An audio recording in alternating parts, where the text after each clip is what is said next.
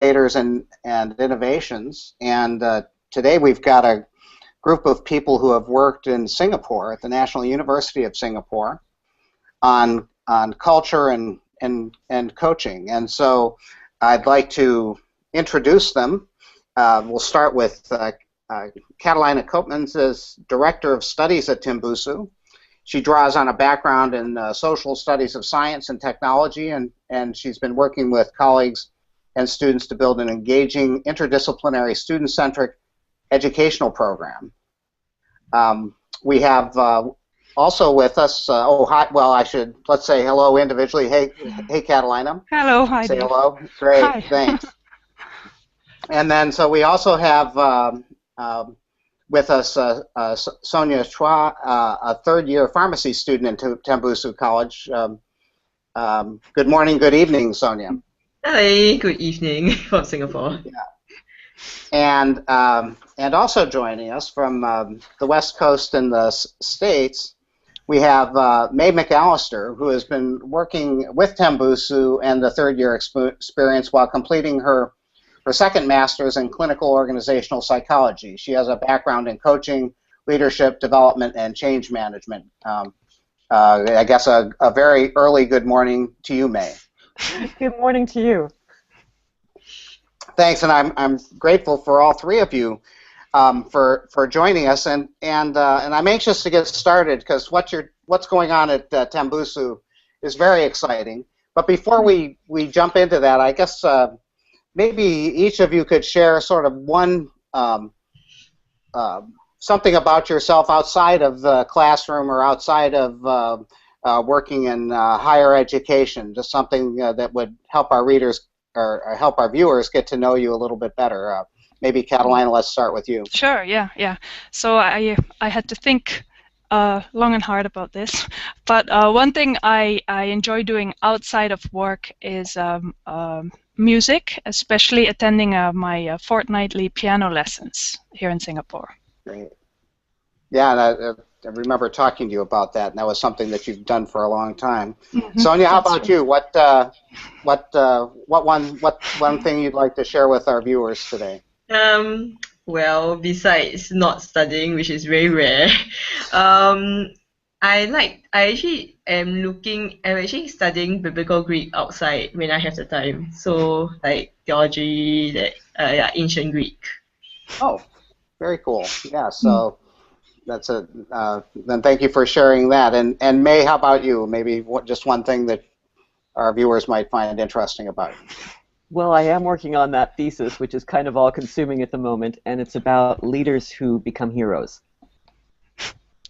Leaders who become, I didn't hear the final thing. Leaders who become? Heroes. Heroes, okay, cool. Heroes. Thanks for sharing. Yeah, thanks for sharing that.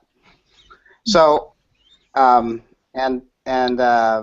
start with the first question here. So, Kat, I remember you and I met back when Tembusu was opening its doors. I remember being at the opening dinner for the college. Yes. And so, but our viewers don't know anything really about it probably. So what is Tembusu College and how did it come about? Yeah, great. So Tembusu College is part of the National University of Singapore, and we're now almost 5 years old. And we are a living and learning environment, which means that well, we have a big residential building where about 600 students and about 7-8 professors live, and then we have our own classroom building and a few other facilities around. And really, at Tembusu, we have students from different degree programs at the National University of Singapore. So Sonja, as you mentioned, is a pharmacy student. We have students from engineering, from business, from arts and social sciences, from medicine, from law, and they can come to the college and do an educational program here alongside their regular degree program. So they will be attached to their various faculties, but at the Yes. college, they will engage in an interdisciplinary program. And actually, the college really, sometimes we describe it as consisting of three things. Our formal program, which is a curriculum of interdisciplinary modules taught in groups of up to 15 students, and we mix students from different disciplines into the same classroom, and some writing intensive modules. So that's number one. Then we have an informal program where we bring a lot of guests from all walks of life into the college who come from afternoon tea, and maybe share their career journeys or their life journeys, and students get to interact with them informally during and after those teas. We have forums which are more debate oriented as well, and other informal program activities.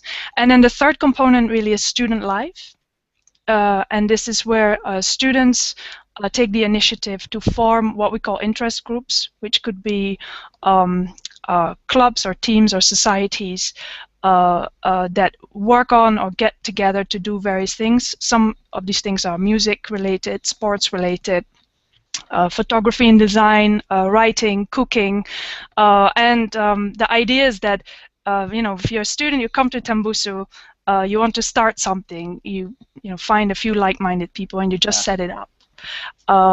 So yeah, it's really these three components that make the living and learning environment. Now you asked, sorry. Yeah, let me just jump in. So as you were talking, so many of our viewers and listeners would say, well, so this sounds a lot like liberal education in the States, in the residential college components. But I think one of the things I'm finding as I host this show and talk to people around the world is that kind of liberal education in the States isn't all that common elsewhere, and that many people are trying to get that kind of breadth and cross-disciplinary interaction. Was this what kind of was the impulse for doing this in Singapore? My understanding of Singapore is that it's more vocationally oriented and directed towards a particular discipline. Yeah, so that's a good point. So the university wanted to set up these colleges partly to get students a broader and a different kind of experience than they would get if they enrolled purely for their majors. Traditionally, a lot of university study in Singapore has gone in depth into a particular area or major or discipline. More recently, the idea of a broader breadth has been added onto it. The colleges really are supposed to be and offer an enriched university experience by being more personal. Because that's another thing, that because they're smaller classes and because professors live with students, there's a lot more of a chance to get to know each other and for personalized interaction and support for students, as well as that interdisciplinary element. Yeah. Great. Yeah, I'd like to just check in with Sonja here for a minute. So Sonja, from the student's perspective, how is Tembusu different experience than what the normal student in Singapore gets? Going into a regular major, from your perspective. You actually asked a very interesting question, because I didn't enter in year one. The program usually starts from year one. I entered in year two, so I actually experienced what a normal student was for 1 year. So I guess living on campus is different. You're slightly further away from home. And it's very different from the halls and residences that we have besides the college in NUS. So we have halls where, like the dorms in the US, they have a lot of activities but no classes. Residences are just places to live on campus. So for us in Tembusu, we have activities, classes, and a place to stay. So it's very different from the other types of residences in NUS. Okay, great. Yeah. So now I should say, go ahead. can I add one thing on that? That we are not the only residential college of its kind here. There's an area of campus called University Town where there are several colleges located. So we have sister colleges who have a similar setup and ethos as well. Yeah, it's actually it was done in typical Singaporean style. You just add money and you build some really tall buildings, and then you bring people in, and it's kind of a field of dreams approach to educational reform. So so you've been doing this for a while, and then so originally Tembusu was conceived as a 2-year program, and lately you've been adding a 3rd year and now a 4th year. What was behind? Well, what are those additions about? How is that experience supposed to be different for students, and what brought you to the point of adding those experiences? The reason that we were conceived as a 2-year program is because the university wants to make this college experience accessible to to as many students as possible. So if after 2 years most students leave, they free up spaces for new cohorts to come in. So we cannot keep students here for the duration of their university degrees, which are 3 but very often 4 years. That said, we do as we developed as a college, and we're only 5 years old, so these are very recent developments. We felt that it would be very nice if we could keep some 3rd year and 4th year students with us, because they know the environment well, and they can be good role models for younger students, and really contribute to the community in this way. And we were able to keep some, so we don't have we cannot keep everybody, but we do have some spaces to keep people. And that also made us think, well, what kind of program are we going to offer those people then? Since they will no longer be doing any courses, any coursework with us. They often don't have space in their class schedules to do more courses with us, although some do. So what kind of program can we put in place so that people feel that a 3rd year or even a 4th year is a meaningful add-on to the years they've already had, and so that they also can be those role models or can contribute to the community as senior students. I want to hear about that in a minute, but I heard what you just said as you talked about environment and role models. I'm hearing that as a culture preserving move. I'm hearing that as so the real keepers of the Tembusu College are the 1st and 2nd year students, and so to keep that going, I'm hearing that that in part having 3rd and 4th years there is to preserve and enhance the culture. That's absolutely true. Yes, and I hear very often from first-year students who come in that they've been encouraged by senior students to step up, to take on leadership roles, to develop initiative. So it's very much what you say, that that role model function is to preserve the culture. Yeah. So this 3rd year has been going now for a couple of years. So tell us about what's the experience like for the kids? How's it working? What's going on with this 3rd year? Yes, so it's been really interesting, and you, Dave, were here with us, and we had the privilege to work with you in when we were at the point of figuring out what this 3rd year could be. And when we asked the students what they wanted it to be, it was very interesting, because the message that we got loud and clearly was, please don't put anything in place that will restrict us. Please don't try to fit us all into one mold or one box.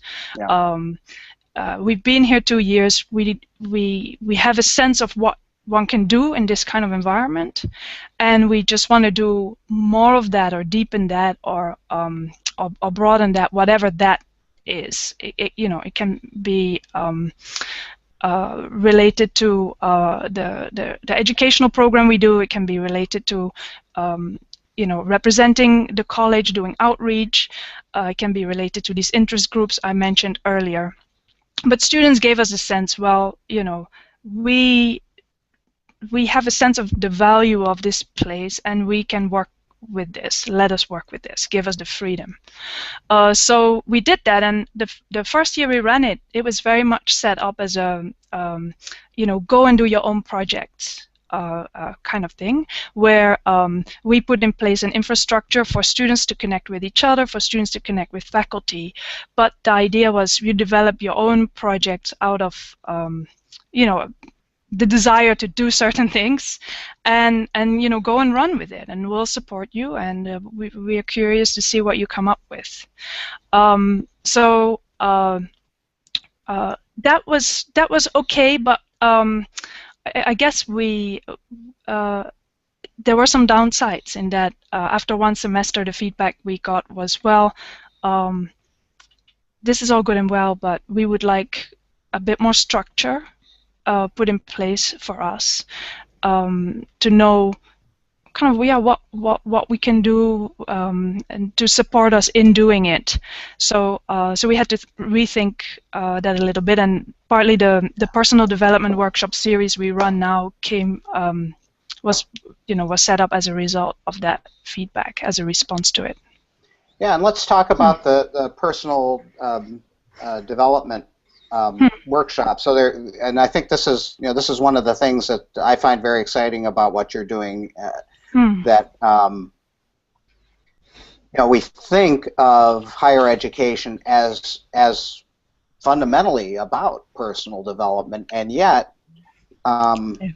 there's this tendency to view it in such a narrow cognitive band that a lot of what's important about developing as an adult human being is sort of skipped as part of college. So let's talk about how the workshops have evolved and what they cover and how the kids are reacting to them. Yeah. So right now we call our workshop series Exploring Possibilities, and the tagline for the college that students came up with a few years ago is Tembusu College, the home of possibilities. And we felt that having a personal development workshop series could kind of deepen out the meaning of possibilities through an emphasis on self-reflection, and also by loosening maybe some set thought patterns or ways of conceiving of what's possible, what's impossible,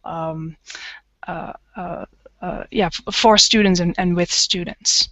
So we use a variety of, we draw on a number of things in those workshops. Some of them are coaching techniques, and again, your own work, Dave, has been influential for us in that we do emphasize noticing, listening, questioning as skills that students can develop and that can help them relate to themselves as well as other people a bit differently. We also do a variety of self-reflection, self-awareness type exercises, and often we try to not say, okay, now talk about yourself or describe yourself, but we go a bit outside of that by asking people to maybe draw, and also by doing an exercise called the reflected best self, where people ask other people to tell them a couple of stories of, what was I like when you saw me at my best, to get a kind of a mirror reflection. And nice. This is something that Mavis has brought in, really. So, May, do you want to? Yeah, I want to hear from May and get her perspective on what's going on in these workshops and about their design and how and the intent. May, this all sounds great, and So I'm wondering what were the key things in thinking about these workshops and kind of getting them to their current state, that what some of the key design principles that you had in mind as these things were being put together. Well, maybe the best way is to follow up on something that Catelijne said, is what the students asked for. They asked for freedom. And that's why we decided to go follow the theme of the College for Possibilities. Because if you want to be able to figure out what your possibilities are, you have to know what your scripts are that you have right now about yourself, what you think other people think about you, what you think you can do, how do you make choices, how do you deal with ambiguity. So what we tried to do was get people out of that and be able to see those scripts and be able to say, hey, maybe that's not valid anymore. Maybe that's not valid for who I am. And it's not necessarily going to be valid for me when I am 30. Because now I'm 22 or 21 or 20, and that's going to be different. The second thing that I think we've talked about that's very much related is the idea of a journey. Is that, again, we found in developing this workshop series together that we went on a journey. I went on a journey with the Tembusu people, Catelijne, Kelvin, and Shamraz. And it's something that we want students to be able to develop for themselves as well. Yeah, I'm hearing the echoes of Joseph Campbell and some of this language, and the hero in victory and the hero in defeat, and the stories that we carry with us as being central to the lives we live, and seeing them as, use the term script, seeing them as scripts, as something that a script can be rewritten, and a script can become something that serves us better than the current script. Is that a fair characterization of some of this work? Yeah, if I can speak to that for a second, Catelijne. Yeah, that is absolutely it. I think you hit it perfectly when you say the word stories. Can we rewrite our stories? And who can we be? I think that's perfect. It is, as a coach, there's like in basketball, you want nothing but net. In coaching, is nothing but story.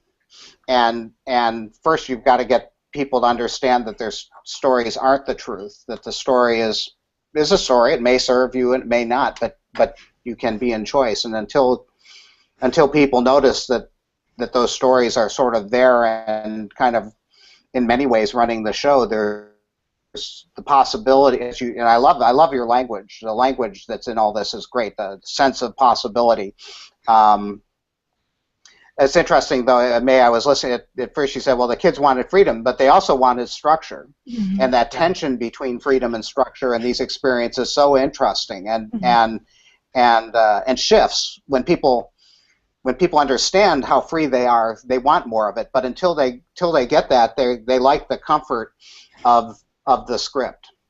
And part of what we do in the workshops when we have a group of 6 to 8 kids or students is that we're creating a safe space and an area where things and concerns can be contained. And so we starts as the facilitator, but also the students acting as container for each other, and allowing people to explore. Beautiful. Yeah. And from a student perspective, Sonja, so you're a third year, so you've been going through the workshops this year. Is that right? Yeah. Yeah. And so what's that experience been like for you? Honestly, I was very skeptical at first because we weren't really sure what the workshops entailed. So I just went in there a little blind. But I think after coming from the workshops, I honestly felt it helped me a lot, because as a third year, like many of my other friends who went through the workshops, we are all at a decision-making stage. So through the workshops, we actually got to know ourselves a little better, like what our strengths are, and like how to see decision making in a different way, not from the conventional way that we are used to.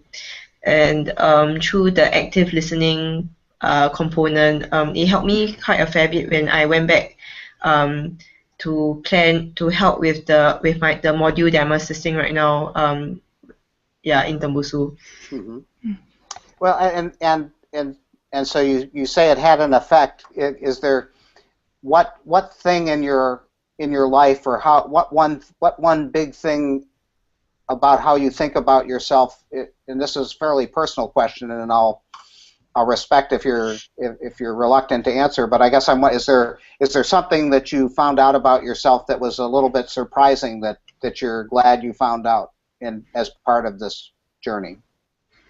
I think it was very interesting to see, because we did the reflected best self, and then my reflected best self was mainly for work. Like, I think I seem like a very workaholic, but a lot of my friends and people who have worked with me tend to comment more on my work than other areas. So I was just like, okay, can. Well, and of course that's having lived in Singapore, that's kind of a baseline Singaporean story, right? So that's part of what comes with being from Singapore, about how important work life is. And so to notice that was, to even notice that's so much a part of Singaporean life, to even call that out as something that is a story is big. So we're coming. This has gone so quickly. We're coming towards the end of our time together. Now you're moving towards a fourth year experience. So you brought the third years in, and now you're inviting some of the fourth years back. What's that about? So in the fourth year, the cohort is even smaller, because we're not able to reserve many spaces for fourth years. But we're now kind of building on the third year, developing a one-to-one mentoring program for the fourth year, where each student is mentored by a faculty member or member of staff. And we've been experimenting with that as well the past year. And it's been very interesting, because in some cases these relationships develop so that the fourth year student becomes a mentor for younger students in the college, and that fourth year student is being mentored by a faculty member or member of staff. So we have this, we kind of get this mentoring culture, which in some cases becomes a coaching culture if the particular faculty members and students have some of those tools that we've been talking about. Yes. That can kind of diffuse throughout the college. So that's something that we're quite excited about, I would say. I am. Yeah, May. But have you been involved in the fourth year experience? No, I get to know them, and I sure would like to be more involved with them. I think it's just a question of development. But it's great to see. One thing that's really interesting.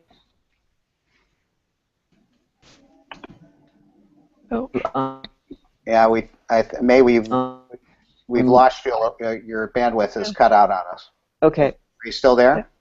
Yeah. I'm still here. Can you hear me? Yeah. Now we can.